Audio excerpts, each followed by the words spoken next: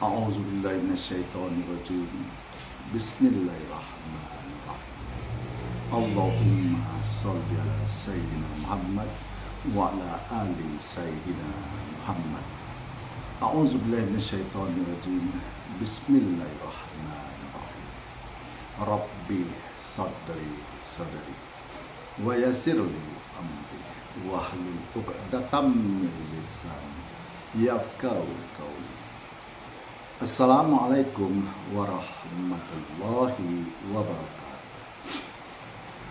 Sahabat-sahabatku, saudaraku dimanapun Anda berada, bagaimana kabar sahabatku, saudaraku setelah melaksanakan sholat fardu subuh?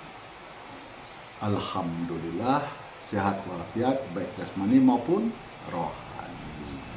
Nah, sahabat-sahabatku, saudaraku dimanapun Anda berada, pada pagi hari ini setelah kita melaksanakan sholat fardu subuh, kita akan mengupas tuntas dengan berbangga dengan nasab, bangga dengan nasab. Nah, ini yang terjadi di negara kita. Nah, yuk kita kupas tuntas. Sahabat-sahabatku, saudaraku dimanapun Anda berada, para habaib yang mengaku cucu Nabi, merasa kedudukannya lebih tinggi dan lebih mulia daripada bangsa pribumi, penduduk pribumi. Habib ini dibawa oleh penjajah Belanda ke negara kita untuk mengamankan penjajah mereka apabila penduduk pribumi ingin berontak, ingin merdeka, melepaskan diri dari penjajah. Nah, hal ini tercatat dalam sejarah bangsa kita, bangsa Indonesia. Bagaimana mereka menjadi tentara-tentara Belanda, bagaimana mereka menjadi alat daripada penjajah Belanda. Nah, tapi mereka merasa bahwa mereka adalah penduduk kelas 1, sementara pribumi penduduk kelas 2. Apakah seperti ini? Apakah kita di bangsa yang masih terjajah? Apakah kita tidak mau menggunakan pikiran bahwa Allah telah berfirman di dalam Al-Quran, sudah memberitahukan kepada kita bagaimana umat-umat yang terdahulu. Nah, sebagai salah satu contoh adalah di surat Hud. Nah, salah satu contoh adalah di surat Hud yang mengisahkan Nabi Nuh dengan anaknya Kan'an beserta istrinya. Bagaimana Nabi Nuh mengajak istri dan anaknya untuk masuk ke kapal supaya selamat daripada banjir air bah yang sangat banyak yang menutupi permukaan bumi ini. Tapi apa jawaban anaknya? Dengan rasa sombong dan angkuh, dia bisa menyelamatkan diri beserta ibunya ke tempat yang paling tinggi di tempat itu. Nah, dengan bangga, dengan sombong, dia bisa menyelamatkan diri. Apa kata Nabi itu? Tidak ada yang bisa menyelamatkanmu kecuali Allah yang Maha Pengasih lagi Maha Penyayang. Nah, tapi anaknya tetap berpendirian teguh, keras hati, tak mau ikut ajakan ayahnya, Nabi utusan Allah.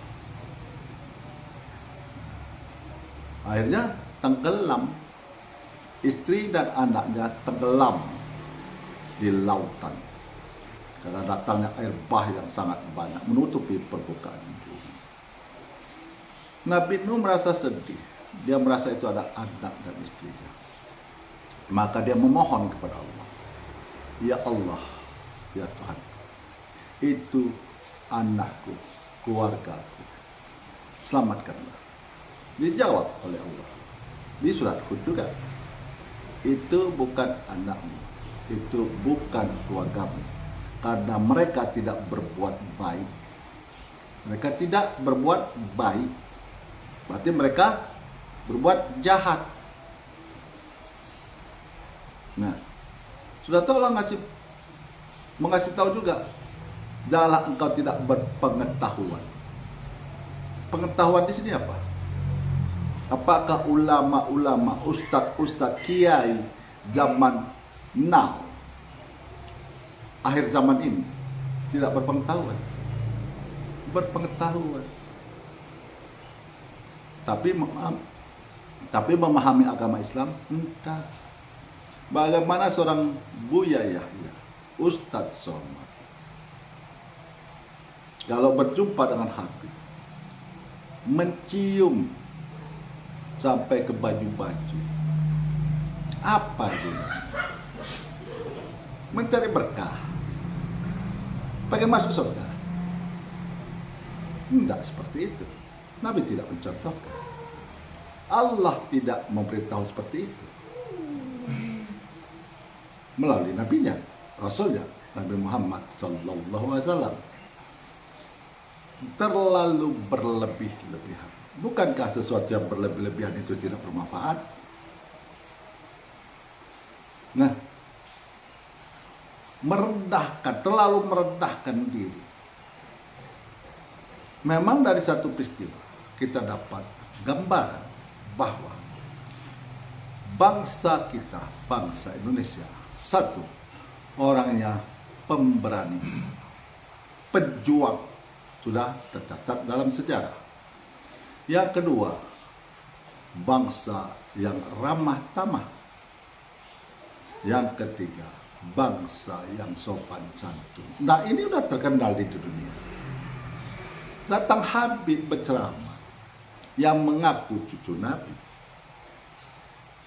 dengan mengatakan bahwa keturunan mereka, saya tak lupa namanya, itu bisa mikra 70 kali dalam sehari, melebihi daripada Nabi kita, Rasul kita, Nabi Muhammad SAW.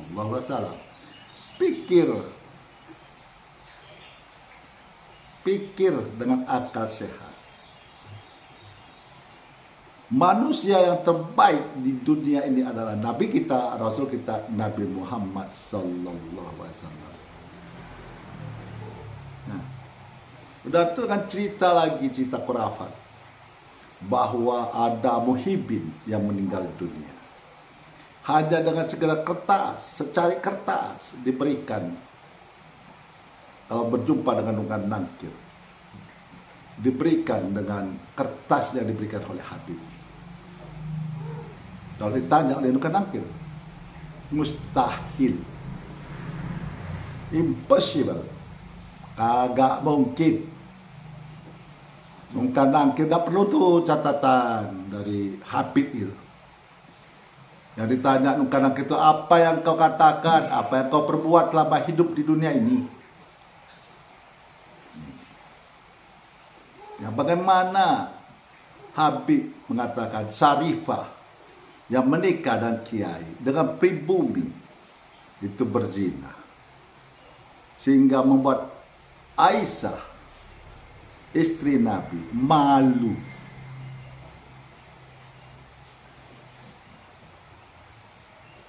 Tidak masuk di akal. Mustahil, impossible, kagak mungkin. Bahkan mereka nanti setelah mereka meninggalkan dunia ini akan berhadapan dengan Aisyah istri Nabi dengan mengatakan hal-hal seperti itu. Padahal Nabi kita, Rasul kita sudah mencontohkan bagaimana Bilal bin Rabah, seorang budak yang dimerdekakan, dinikahkan dengan wanita yang merdeka, dinikahkan bukan dari golongan budak. Bagaimana Nabi mengangkat derajat manusia, bukan memperbedakan derajat manusia. bukan merendahkan derajat manusia. Justru Nabi mengangkat derajat manusia. Bagaimana Habib bisa berkata seperti itu? Hanya pakai sorban, pakai gamis, ngebacot, berceramah, sampai urat leher itu keluar.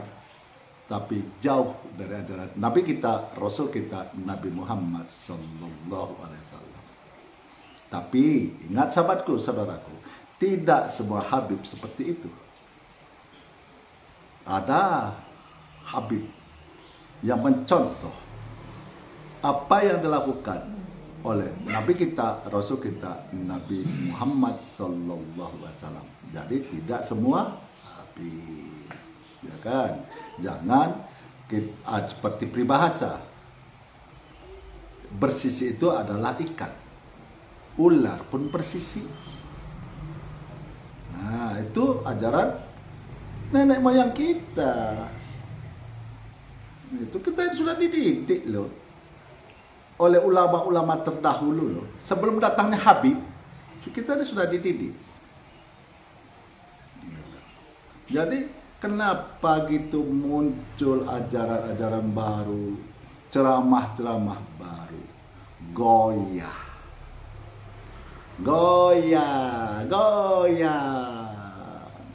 laksana daun ditiup angin, tidak terpatri di dalam diri. Padahal apa yang kita ikuti, apa yang kita yakini akan kita pertanggungjawabkan. Saat kapan? Saat kita telah meninggalkan dunia ini. Nah, jadi yang dikatakan Habib, yang diceramahkan Habib, jauh pandangan dari api. Seperti yang diajarkan oleh Nabi kita, Rasul kita, Nabi Muhammad Sallallahu Alaihi Wasallam. Oh Pak, saya tak peduli. Oh Ustaz, saya tak peduli. Yang penting saya ikut Habib. Ya silakan. Silakan. Yang Habib mengaku-ngaku cucu Nabi, tes DNA aja tidak berani. Habib hanya takut satu, disuruh tes DNA. Hanya itu yang ditakuti mereka. Kenapa? Kenapa mereka takut tes DNA? Karena takut kehilangan pengikut. Yang kedua, takut kehilangan pundi-pundi keuangan mereka. Yang ketiga, takut kehilangan kedudukan di mata pribumi. Yang keempat, takut hilangnya kemuliaan di antara penduduk pribumi. Yang kelima, takut kehilangan pelayanan gratis. Hanya itu. Sementara dalam firman Allah, dalam Al-Quran, Allah sudah memerintahkan kepada hamba-hambanya yang disampaikan oleh Nabi kita, Rasul kita, Nabi Muhammad Sallallahu Alaihi Wasallam. Apa itu? Pertama, baca Al-Quran, Iqra. Yang kedua, pikirkan.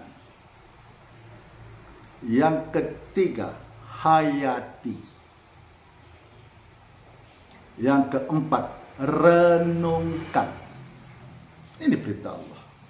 Supaya kita hendaknya memahami dinnya Allah, agama Islam ini yang dibawa oleh Nabi kita, Rasul kita, Nabi Muhammad Sallallahu Alaihi Wasallam.